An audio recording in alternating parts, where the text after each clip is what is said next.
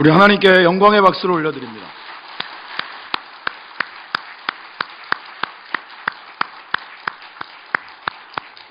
하나님께서 할렐루야 성가대를 통하여 올려드린 우리의 찬송을 받으신 줄 믿습니다.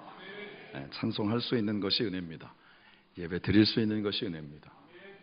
그게 저와 여러분들 가운데 선명하면 이미 우리는 은혜 안에 있는 것이고, 우리가 세상을 향하여서 살아나갈 수 있는 힘과 능력을 하나님께서 이미 우리 가운데 확실하게 부어주셨음을 우리가 믿음 가운데서 또 그 힘찬 한 걸음을 내디딜 수 있을 줄 믿습니다. 오늘 말씀의 제목은 한번 읽어볼까요? 시작. 문제를 넘어 약속의 땅으로. 한 번만 더요. 시작. 문제를 넘어 약속의 땅으로. 문제는 우리의 일상 가운데 늘 있습니다. 이스라엘 백성들의 광야의 여정, 지금 새벽에 출애굽기 말씀을 나누고 있는데, 사실은 우리 인생 자체가 광야의 여정입니다. 애굽으로부터는 분명히 구원받았는데, 출애굽했는데, 약속의 땅을 향하여서 이 광야의 여정을 가는 순간들 속에 먹는 것, 그죠? 입을 것, 기타 등등의 모든 삶의 과정들, 또 주변에서 닥쳐드는 위협에 대한 것들, 이런 것들을 경험하는 그런 광야의 여정 자체, 그게 바로 우리의 삶이다라는 거죠. 근데 광야는 하나 더 분명한 게 있습니다. 내가 할 수 있는 게 없어요. 해보려고 했던 게 뭐냐면, 하나님께서 내려주는 만나를 굳이 거두지 말라 그러는데 다음 날 것까지 모아두는 정도가 내가 할 수 있는 최선입니다. 그런데 이 땅을 살아가다 보면 아마 지금은 이제 우리가 할 수 있는 게 많다라고 여겨지는 것 같아요. 그래서 본인이 할 수 있는 건 다 해보고 난 다음에 하나님을 찾지, 그의 인생 가운데서 하나님이 우선순위이고 먼저인 삶을 찾아보는 게 참 많이 어렵다는 겁니다. 오늘 우리가 읽은 말씀은 이사야서 이 40장의 내용부터는 사실은 이사야서 전체가 이제 시기적으로 한 세 단위로 나누어지는데, 특별히 바벨론 포로 시기, 아직 포로로부터 풀려나지 않은 그 시기에 하나님께서 다른 나라 땅에 포로로 끌려가 있는 이스라엘 백성들을 회복시키실 것에 대하여서 이사야 선지자를 통해서 말씀하시는 내용들이 이제 40장부터 쭉 진행이 됩니다. 그러니까 지금의 상황은 뭐냐면 암울해요. 아무것도 내 의지대로 할 수 있는 것이 없는 환경 가운데서 하나님이 주시는 이사야 선지자를 통한 소망의 말씀이 바로 우리가 읽은 바로 그 26절부터 나와 있습니다. 그러니까 분명한 건 뭐냐면, 내가 처해 있는 상황을 어떻게 인식하느냐에 따라서 하나님을 바라보는 시각이 전혀 다르다는 거죠. 그래서 지금 내가 어떤 문제 속에 어떻게 파묻혀 있는가, 그런데 그 문제를 바라보는 시각이 어떠냐에 따라서 고민 엄청 하고, 또 도움이 될 만한 사람들 엄청 찾아다니고, 항상 그런 부분들 속에 분주한데 정작 하나님은 바라보지 못하는 그러한 일들이 너무너무 많다라는 거고, 기도는 하는데 기대를 안 하는 거죠. 그러니까 예수 믿는 사람이니까 기도는 하는데 정작 기도를 통하여서 하나님이 나의 문제를 해결해 주실 것에 대한 기대감 없이 굉장히 건조한 기도를 하게 되어지는 순간도 바로 이때라는 것입니다. 그런가 하면 우리의 삶을 통하여서 늘 피곤해요. 물어보면 늘 피곤해. 지난번에는 분주함에 대해서 말씀드렸습니다만 늘 피곤한 거예요.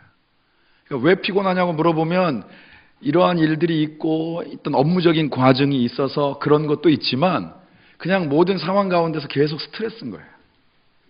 사람은 뭔가 자기가 풀어갈 수 있는 한계들을 경험을 할 때에는 사실 상관이 없는데, 그 한계를 넘지 못하는 것들 속에서 자꾸 부딪히게 되면 그게 스트레스가 된다는 거죠. 그래서 늘 피곤한 거예요. 여러분들이 왜 피곤한가? 쉬지 못해서 피곤하다. 그런데 정확하게 얘기하면 진짜 쉼이 없기 때문에 피곤한 겁니다. 그러면 어디서 진짜 쉴 수 있었냐? 여러분, 이스라엘 백성들은 그들이 하나님을 바라보지 못할 때에는 먹을 게 있어도, 마실 게 있어도, 쉴 자리가 있어도 늘 평안하지 않았어요. 하나 건너고 나면 또 다른 하나의 문제 앞에서 늘 걱정했고, 늘 염려했고, 그러다가 불평과 불만을 쏟아놓는 그 삶의 반복이 바로 광야의 여정이었다라는 거죠. 우리가 좋아하는 시편 23편의 말씀은 하나님이 나의 목자가 되시니까 나를 쉴만한 물가 푸른 초장으로 인도하시는 분이 하나님이시다라고 말씀합니다. 여러분, 이건 단지 은유적인 표현이 아닙니다. 우리 가운데 진짜 쉼이 하나님께로부터 온다라는 것을 우리가 분명하게 붙잡지 않으면 우리가 목마르지 아니하는 영원한 샘이 예수 그리스도를 통해서가 아니면 우리에게 주어질 수 없다라는 게 믿어지지 않으면 우리는 늘 갈급함 속에, 늘 피곤함 속에 살아갈 수밖에 없다라는 거죠. 오늘 말씀 속에도 27절에 야곱아 어찌하여 내가 말하며 이스라엘아 내가 이르기를 내 길은 여호와께서 숨겨졌으며 내 송사는 내 하나님에게서 벗어난다 하느냐. 이걸 이제 우리식으로 쉽게 표현하면 뭐냐 하면 하나님 요즘은 저한테 통 신경 안 쓰시죠? 이런 얘기입니다. 다른 사람 보면 저 사람한테 엄청 신경 쓰시는 것 같고 저한테는 도통 관심이 없으신 것 같은데요. 저를 버리신 겁니까? 내 팽개치신 겁니까? 뭐 이런 생각들이 여기에 있는 성경의 표현의 우리식 번역인 거예요. 이스라엘 백성들은 하나님의 선택받은 백성들이었는데 지금 남의 나라 땅에 와가지고 포로 생활을 하고 있어요. 어떻게 이런 일이 있을 수 있는가? 그러니까 그 근본적인 원인을 본인이 지금 처해 있는 상황에서 찾지 원인, 그 어디로부터 비롯되었는지에 대해서 미처 생각이 가지 않는 거예요. 내가 하나님 앞에 어떻게 삶을 살았는지, 하나님과의 어떤 관계를 이루었는지, 하나님이 선택이 아니었으면 그저 합비로, 그저 유리방황하면서 땅 한 부분도 없이 살아갈 수밖에 없는 그런 연약한 자들이었던 이스라엘을 하나님이 선택하셔서 나라가 되게 하셨단 말이에요. 근데 이건 온데간데 없고 지금 그 나라를 잃고 다른 나라 땅에서 엄청 힘든 거, 이것 때문에 하나님을 향하여서 얘기하는 거죠. 요즘 바쁘시죠? 저한테는 관심이 없으시죠? 저를 버리신 건가요? 그러니까 삶의 과정들 속에 이런 푸념들이 계속 나오는 상황을 성경은 그대로 기록을 하고 있습니다. 그런데 분명한 건 바로 이때 눈을 들어서 주를 보는 거야. 여러분 예배에 왜 오셨느냐? 바로 그러한 환경 가운데에서 주님 바라보라고 이 자리로 부르신 줄 믿습니다. 그럼 삶에서는 주를 못 바라보냐? 못 바라보니까 피곤하신 거예요. 제가 목회도 길교회에서도 꽤 오래 했습니다만 어떤 성도로서의 신앙생활을 하는 과정 속에 진짜 제일 많이 듣는 표현들이 그거예요. 하나님은 어디나 계시다. 그런데 왜 그렇게 피곤하십니까? 하나님은 어디나 계시니까 우리는 아무 데서나 기도할 수 있다. 기도하는데 왜 그렇게 낙심하십니까? 저희 때 많이 불렀던 찬송이거든요. 기도할 수 있는데 왜 걱정하십니까? 반주 없어도 잘 부르죠. 제가 녹화해가지고 그 친구한테 보내줘야 되는데 진짜로 그때는 누군가 첫 운을 띄우면 물론 음을 너무 낮게 잡지만 않으면 그냥 옆에서 화음 넣는 사람도 있었고요. 기타 하나만 있어도요 밤새 찬양을 할 수 있었습니다. 누가 시켜서 하는 것이 아니고 하나님께서 그런 마음을 주시는 거예요. 그러니까 지금의 이 상황이 뭐냐 하면 하나님을 바라봐야 될 때라는 거예요. 내가 왜 피곤한가? 왜 내가 낙심 가운데 있는가? 왜 나는 끊임없이 이 생각과 고민의 틀을 벗어나지 못하고 하나님이 사랑하는 자에게 주신다는 잠도 제대로 못 이루고 있는가? 하나님은 그러면 나를 사랑하시지 않는 건가? 이러한 모든 생각들이 나를 가득 채우게 하지 마시고 그때 눈을 들어 주를 보실 수 있는 주님의 은혜가 오늘 이 자리에 예배하는 저와 여러분들 가운데 있기를 주님의 이름으로 축원합니다. 눈을 들어 주를 보라 내 모든 염려 주께 맡겨라. 찬송으로도 설교를 할 수 있을 것 같죠? 그런데 오늘 우리 26절의 말씀에 너희는 눈을 높이 들어 누가 이 모든 것을 창조하였나 보라. 저와 여러분을 누가 창조했습니까? 하나님이 창조하셨습니다. 여러분들의 건강 누구 겁니까? 이종훈 집사님 건강 누구 겁니까? 하나님 겁니다. 저분은 83세신데 노인대학에 오면 저 4층서부터 여기 지하 2층까지 뛰어다니는 분이었어요. 엘리베이터를 타지 않는 분이에요. 몸에 얼마나 열이 많은지 웬만해가지고는 내복을 입지 않는 분이에요. 그렇게 건강하셨단 말이에요. 지금도 물론 그렇지만. 그런데 한번 원치 않는 사고 가운데 있을 때 침상에서 그런 얘기를 하시더라고요. 하나님이 자꾸 힘 좋고 건강 있다고 여기저기 돌아다니지 말고 하나님 앞에 더 예배하라고 그러나 보다. 제가 처음 갔을 때 하신 말이에요. 그 말이 여러분들의 기도로 너무 건강해져서 걸어서 예배 오셨어요. 건강이 누구 겁니까? 예. 제가 무슨 회사가 누구 거냐고 물어보지 않으니까 그냥 대답하시면 됩니다. 우리에게 허락하신 모든 것이 하나님의 것입니다. 그것을 기억하는 자가 건강한 신앙인인 거예요. 지금 내가 부여잡고 어떻게든 이 모양 저 모양으로 만들어 가겠다라고 그렇게 쓰고 소망하는 모든 것들이 정확하게 표현하면 하나님께로부터 온 것입니다. 우리의 가정 누가 허락하셨습니까? 그 가정을 행복하게 할 수 있는 가장 분명한 방법은 하나님 뜻 가운데 있는 것인 줄 믿습니다. 그걸 놓치니까 다른 데서 자꾸 방법을 찾는 거예요. 본인 나름대로 열심히 하고 난 다음에 왜 우리 가정은 내가 열심히 수고하고 애쓰고 돈 버는 만큼 그렇게 화목해지지 않을까를 고민하시는데 그것은 하나님의 방법을 따르고 있지 않기 때문인 것입니다.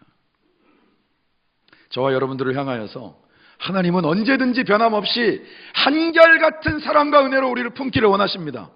우리가 매번 예배를 드릴 때마다 회개의 기도를 드리고 죄사함의 선포를 하죠. 로마서 8장 1절과 2절의 말씀입니다. 그러므로 이제 그리스도 예수 안에 있는 자에게는 결코 정죄함이 없나니, 결코 정죄함이 없나니, 이는 그리스도 예수 안에 있는 생명의 성령의 법이 죄와 사망의 법에서 저와 여러분들을 해방하였기 때문입니다.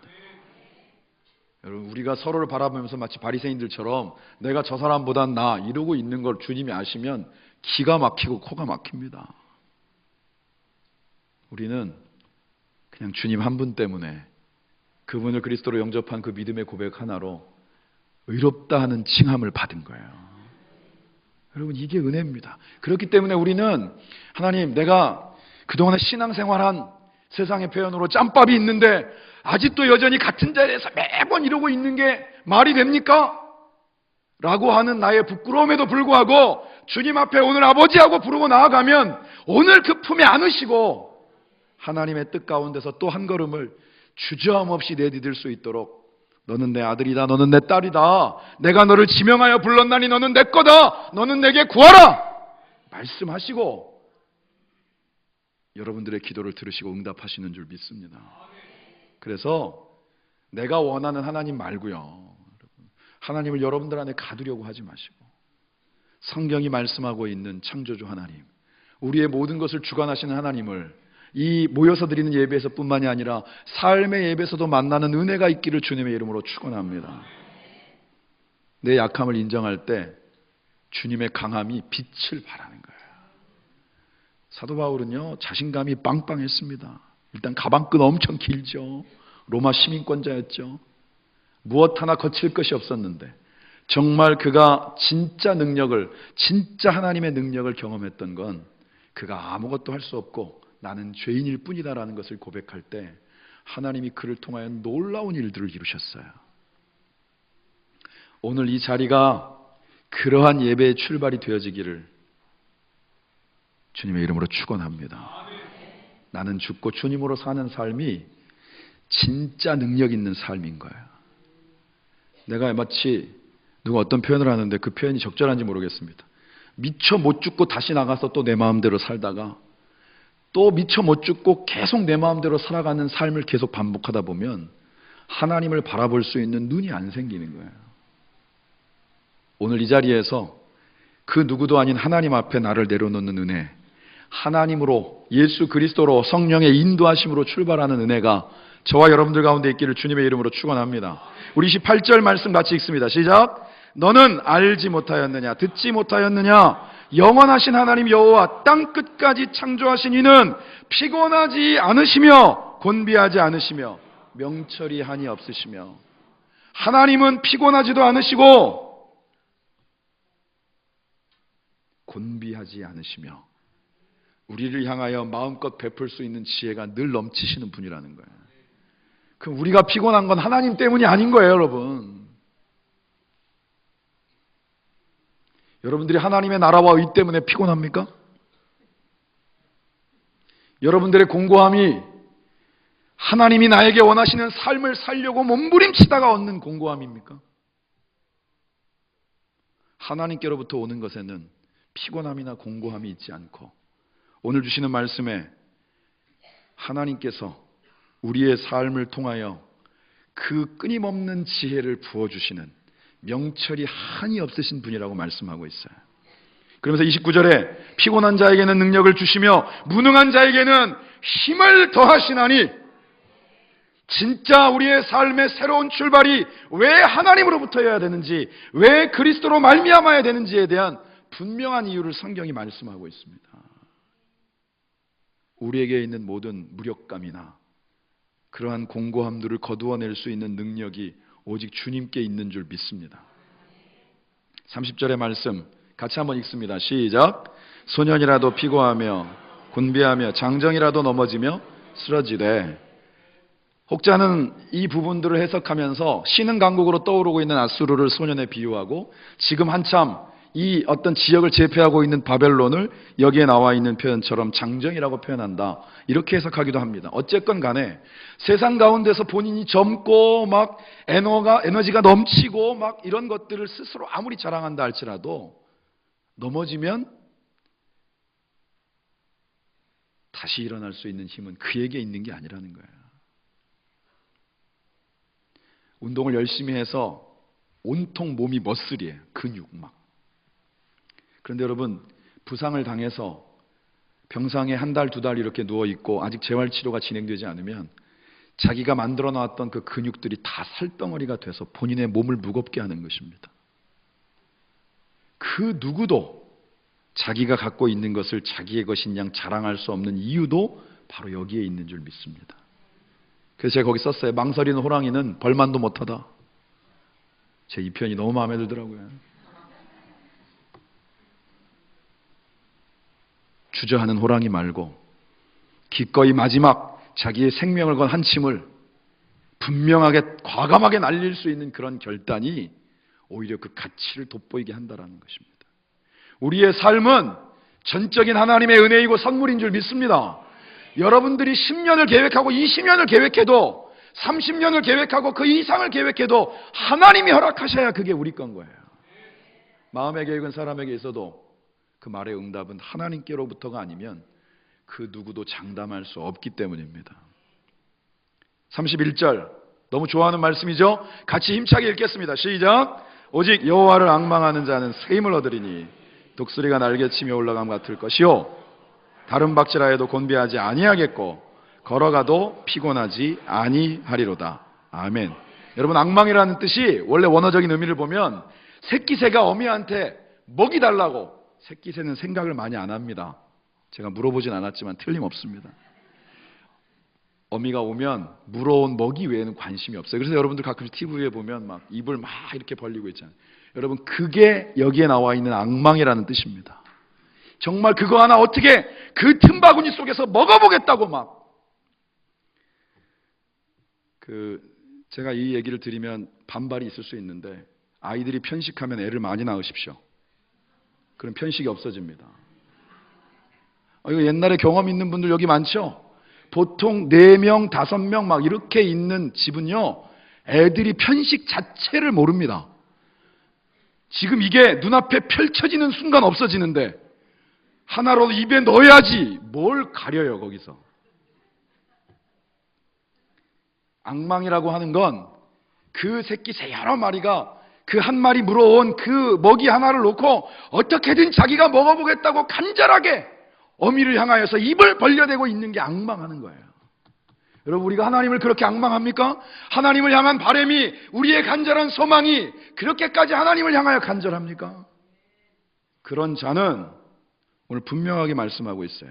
새 힘을 얻으리니.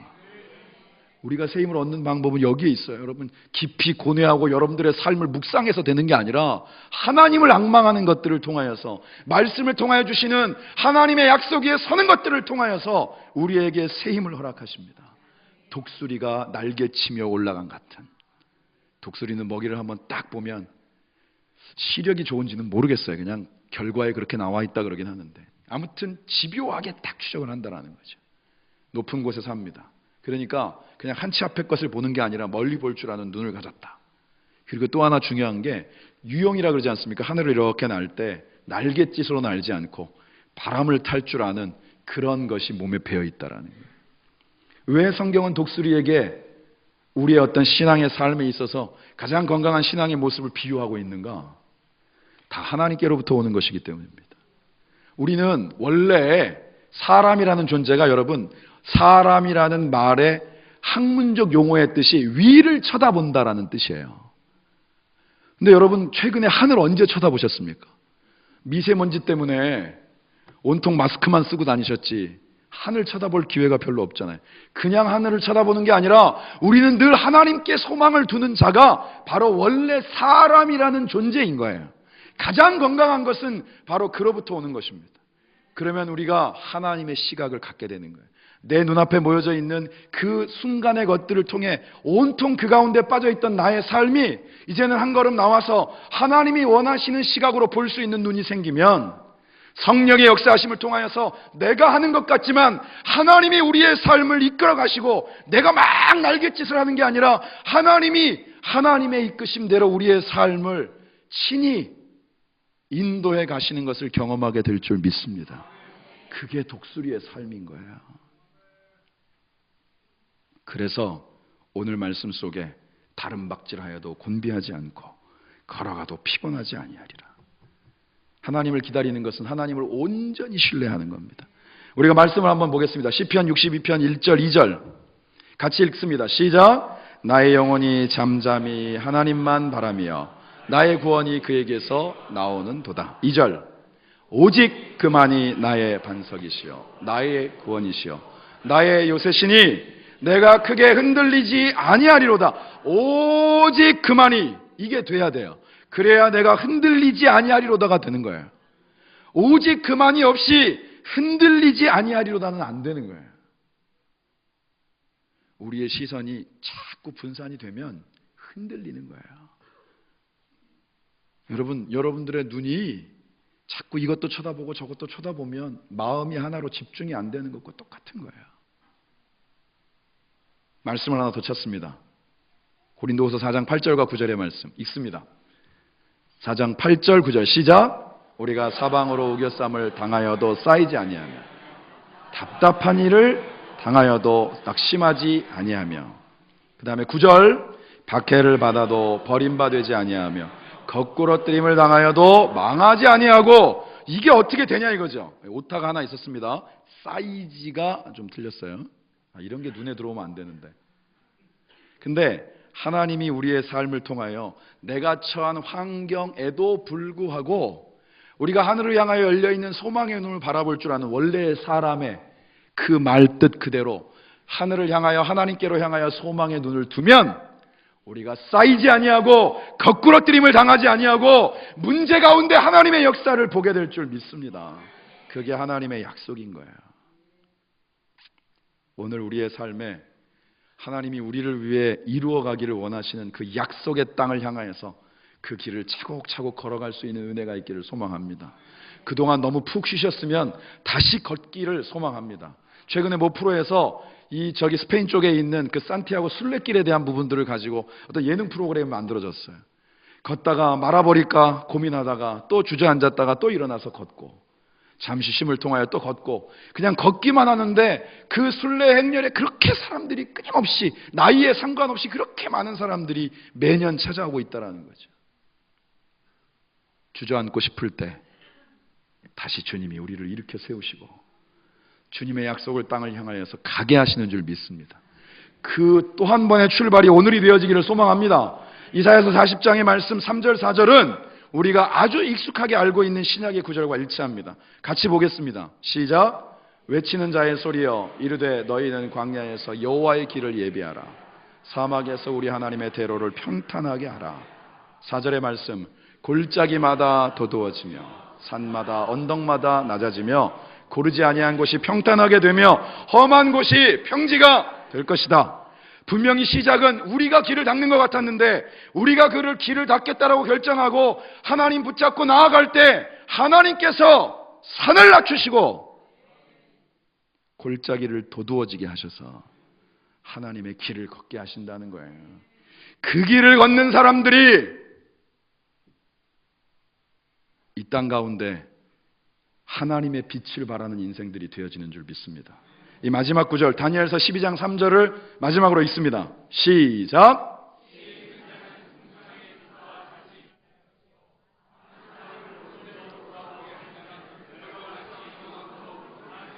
저와 여러분들의 인생은 나 한 사람을 바라보도록 이미 창조되어지지 않았다라는 거예요. 내가 눈앞에 있는 것, 내 코앞에 있는 것들만 바라보도록 하나님이 우리를 선택하신 게 아니라는 거예요. 우리는 하늘의 별처럼 내 안에 있는 예수 그리스도로 말미암아 그 빛을 바라고 나뿐만이 아니라 다른 사람들에게도 그 빛의 근원을 알게 하고 그 빛으로 말미암아 그들도 빛나게 할 수 있는 인생으로 저와 여러분들을 이미 선택하신 줄 믿습니다. 이거는 세상의 지위로 이루어지는 것도 아니고 세상의 재력으로 형취되어지는 것이 아니라 오직 내 안에 예수 그리스도가 능력의 주가 되시고 하나님을 붙잡고 소망하는 인생을 통하여서 하나님은 이 일들을 이루어 가시는 줄 믿습니다. 여러분의 길을 가끔씩 잃었다고 생각할 때 제가 군대에서도 그랬지만 늘 하늘을 쳐다보는 거예요. 별도 보고 달도 보고 하늘을 쳐다봐야 길을 잃지 않습니다. 하나님의 위대하심을 말씀 속에 머무르지 않는 나의 삶의 역사 속에서 하나님의 위대하심을 경험하고 그 가운데 눈이 띄어야 우리의 삶에서 현실에 갇혀 있거나 현실에 눌려서 주저앉지 않고 하나님이 허락하신 약속의 땅의 주인공으로 서게 될 줄 믿습니다. 당신의 그 섬김이 천국에서 해같이 빛나리. 우리의 삶의 모든 순간들에 여러분들을 통해 이루어가는 모든 시간과 상황들이 하나님께서 하나님의 영광을 받으시기 위해 허락한 삶의 현장인 것을 믿으시고 여러분들의 삶의 자리가 하나님의 역사의 현장이 되어짐을 경험하는 복된 한 주가 되어지시기를 주님의 이름으로 축원합니다. 기도하겠습니다. 하나님 감사합니다. 감사합니다. 하나님이 우리의 찬송을 받으시기에 합당하신 분이십니다. 하나님은 창조주이시고 우리의 삶을 주관하시는 전능하신 주님이십니다. 하나님께 소망을 둡니다. 좌로도 우로도 치우치지 않을 수 있는 흔들리지 않는 믿음이 오직 하나님께 소망을 둘 때 우리를 붙잡고 인도하시는 하나님의 역사를 통하여 우리 가운데 이루어짐을 믿습니다. 주님과 함께 걷는 한 걸음이 힘이 있고 주님과 함께 걸을 때 골짜기가 도두어지고 산이 낮아짐으로 주님의 길을 걷게 하시는 그 길의 증인들로 우리 사랑하는 길교의 모든 믿음의 식구들 세워주시고 인도하여 주옵소서. 예수님의 거룩하신 이름으로 기도드립니다. 아멘.